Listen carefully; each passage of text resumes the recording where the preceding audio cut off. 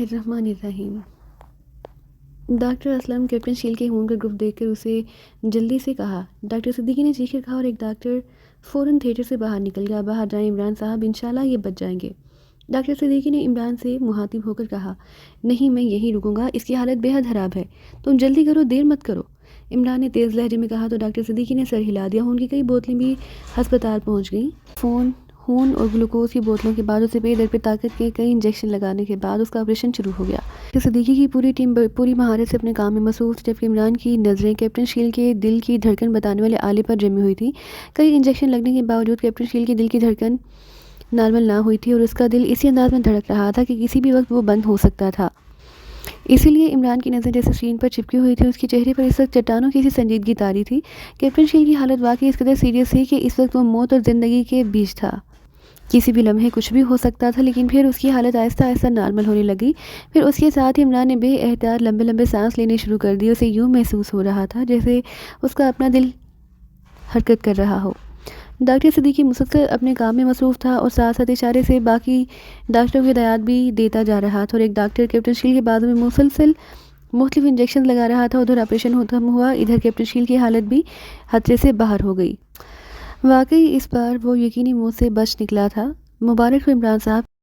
कहानी की तरफ बढ़ने से पहले प्लीज़ चैनल को सब्सक्राइब और बेल आइकन का बटन ज़रूर प्रेस करें ताकि आपको आइंदा आने वाली वीडियो बर वक्त मिल सके। कैप्टन शील को नई ज़िंदगी मिली है। डॉक्टर सिद्दीकी ने ऑपरेशन का अहतमाम करते हुए मुड़कर इमरान से कहा, जी शुक्रिया डॉक्टर, आपने वाकई बेपनाह मेहनत की है, मुझे उम्मीद कम थी। इमरान ने मुस्कुराते हुए कहा। फिर डॉक्टर सिद्दीकी के साथ ही ऑपरेशन रूम से बाहर आ गया। गोलियां निकली हैं कैप्टन शील के जिस्म से। एक गोली सबसे खतरनाक थी, वो दिल से चंद सेंटीमीटर दूर रुक गई, वरना इतनी मोहलत भी ना मिलती। हुआ क्या था?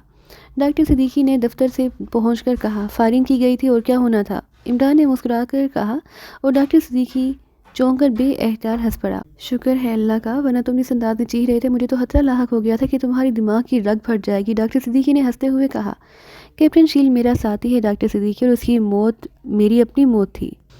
इमरान ने इंतहाई पुरहुलूस लहजे में कहा और डॉक्टर सिद्दीकी बेएहतियात सर हिलाने लगा। आप लोगों के दरमियान जो मोहब्बत और पुरहुलूस रिश्ता है वो इस दौर में वाकई नायाब है। मैंने तुम्हारी ज़ख्मी होने पर सबको बच्चों की तरह हिचकियाँ लेकर रोते देखा है। डॉक्टर सिद्दीकी ने कहा, सर सुल्तान को दरअसल रोने का मौका नहीं मिलता, और आप तो जानते हैं कि जिस तरह हंसना ज़रूरी है उसी तरह कभी कभार रोना भी ज़रूरी होता है। इमरान ने मुस्कुराते हुए कहा। डॉक्टर सिद्दीकी बेएहतियात कहकहा मारकर हंस पड़े। इमरान ने रिसीवर उठाया, फिर दानिश मंजिल के नंबर डायल करने शुरू कर दिए। X2। चंद लम्हों बाद दूसरी तरफ से ब्लैक ज़ीरो की महसूस आवाज़ उभरी। इमरान बोल रहा हूँ जनाब, स्पेशल सर्विसेज हस्पताल से। इमरान ने बड़े मोदबाना लहजे में कहा, क्योंकि पास ही डॉक्टर सिद्दीकी मौजूद था। और फिर उसने ग्रीन टाउन की कोठी में पहुंचने से लेकर कैप्टन शील के बच जाने तक का सारा हाल मुख्तसर लफ्ज़ों में बता दिया। हाँ, इसका मतलब है वो दोनों बचकर निकल जाने में कामयाब हो गए हैं। ब्लैक ज़ीरो ने सर्द लहजे में कहा। जी हाँ, और अब उन्हें तलाश करना बेहद ज़रूरी हो गया। अगर कारों के मुतालिक कोई सुराग मिल जाए तो फिर कम अज़ कम ये मालूम हो सकता है कि कौन सी मुकामी तंजीम उनका साथ दे रही है। इमरान ने कहा, मैं हिदायत दे देता हूँ। दूसरी तरफ से कहा गया और उसके साथ ही राब्ता खत्म हो गया। उस लम्हे डॉक्टर सिद्दीकी किसी काम से उठकर बाहर चला गया। इमरान ने क्रेडल दबाकर दोबारा टाइगर के नंबर डायल करने शुरू कर दिए। गो उसे यकीन ना था कि टाइगर इस वक्त अपने कमरे में मौजूद होगा, लेकिन बहरहाल वो हमेशा पहले उसके कमरे में ही फ़ोन करता था। फिर चंद लम्हों बाद दूसरी तरफ से रिसीवर उठाए जाने की आवाज़ सुनाई तो इमरान भी एहतियात मुस्कुरा दिया। इसका मतलब था कि टाइगर कहीं ना कहीं गया हुआ था, कमरे में ही मौजूद था। Tiger speaking. चंद लम्हों बाद टाइगर की आवाज़ सुनाई थी। इमरान बोल रहा हूँ। इमरान ने इंतहाई संजीदा लहजे में कहा, यस बॉस। टाइगर का लहजा बेहद संजीदा हो गया। टाइगर, ट्रूमैन अपनी एक साथी औरत फोना के साथ जो बदनाम पेशावर कातिला है, इंतकाम की गर्ज से यहाँ आया हुआ है। उन्होंने यहाँ किसी मुकामी तंजीम की मदद से उन्हें ग्रीन टाउन की कोठी नंबर 21 ब्लॉक बी हवाले की और साथ ही दोनों मॉडल की टोयोटा कारें, जिनमें से एक कार का रंग सुरमई और दूसरी कार का ब्लू है। उन्होंने सर रहमान पर कातिलाना हमला किया, फिर मुझ पर हमला हुआ।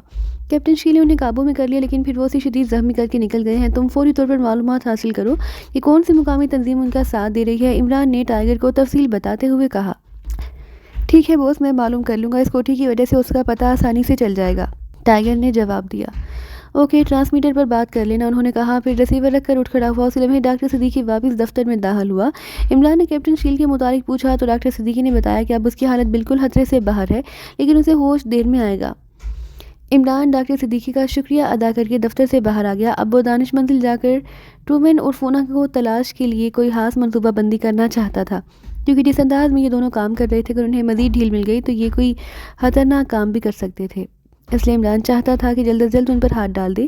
یہی سوچتا ہوا وہ باہر پورچ میں آیا جہاں اس کی کار موجود تھی، اور چند لمحوں بعد وہ کار لیے اسپیشل سروسز ہسپتال سے باہر نکلا اور تیزی سے دانش منزل کی طرف بڑھنے لگا، لیکن ابھی ہسپتال سے باہر نکل کر اس نے کار کو ایک چوک سے دائیں طرف موڑا تھا کہ یکلخت کار کے نیچے ایک خوفناک دھماکہ ہوا، اور دوسرے لمحے کار اس طرح فضا میں اٹھی جیسے کوئی گیند پوری قوت سے زمین سے ٹکرا کر اوپر کو اٹھتا ہے، اور عمران کو یوں محسوس ہوا جیسے اس کا جسم کا ایک ایک حصہ علیحدہ ہو کر فضا میں دور دور تک بکھر گیا ہو۔ باتھ روم کا دروازہ کھلا اور مادام فونا باتھنگ گاؤن پہنے باہر نکل آئی۔ ٹرومین سامنے ہی آرام کرسی پر بیٹھا ترکی کا سگار پینے میں مصروف تھا۔ کیا سوچ رہے ہو ٹرومین؟ مادام فونا نے ڈریسنگ ٹیبل کے سامنے بیٹھ کر تولیے سے اپنے شانوں تک لٹکے ہوئے بالوں کو جھٹکتے ہوئے مسکرا کر کہا۔ سوچ رہا ہوں کہ آپس میں جھگڑے کے بعد صلح کا لطف کچھ اور ہی ہوتا ہے، کیوں نہ دوسرے تیسرے روز ہم دونوں اسی طرح لڑتے رہیں اور صلح کرتے رہے، ٹرومین نے کہا، اور مادام فونا بے احتیاط کھلکھلا کر ہنس پڑی۔ ویسے شکر کرو کہ تم میرے ہاتھوں بچ گئے تھے، ورنہ اگر میں تار استعمال کر دیتی تو تمہاری کٹی ہوئی گردن وہاں فرش پر پڑی ہوتی، مادام فونا نے مسکراتے ہوئے کہا۔ ارے فونا، میں نے بھی تو تمہارا بے حد لحاظ کیا تھا، ورنہ تم جانتے ہو کہ ٹرومین جب لڑنے پر آئے تو بڑے بڑے لڑا کے ہاتھ پیر چھوڑ دیتے ہیں، اور تم تو بہرحال ایک نازک سی گڑیا ہو، ایک لمحے میں تمہاری گردن کی ہڈی ٹوٹ سکتی تھی، ٹرومین نے کہا۔ پھر وہ دونوں ہی بیک وقت کھلکھلا کر ہنس پڑے۔ ویسے ایک بات ہے، اس شکیل نے واقعی ہم دونوں کو ایک دوسرے کے مقابل لا کھڑا کیا تھا، یہ اس کا کارنامہ ہے، مادام فونا نے مسکراتے ہوئے کہا۔ ٹرومین نے سگار کا کش لگاتے ہوئے سر ہلا دیا۔